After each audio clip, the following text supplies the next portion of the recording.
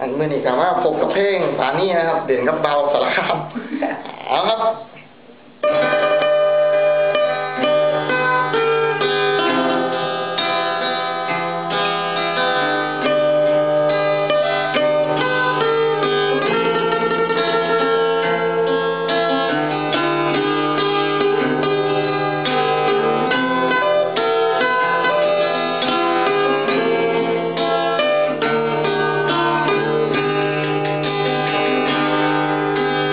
ยัง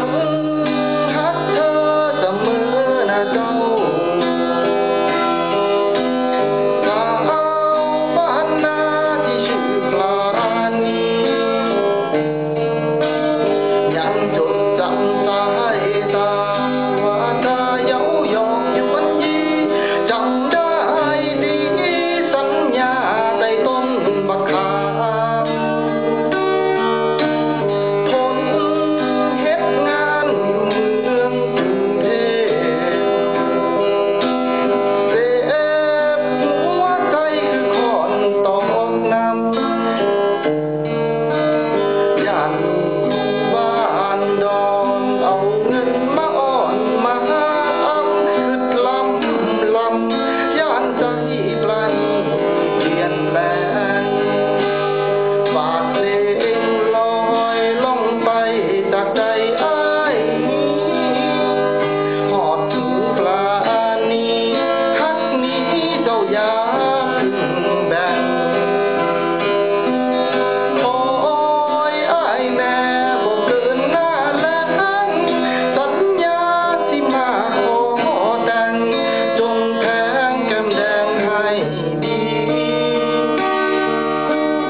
ยัง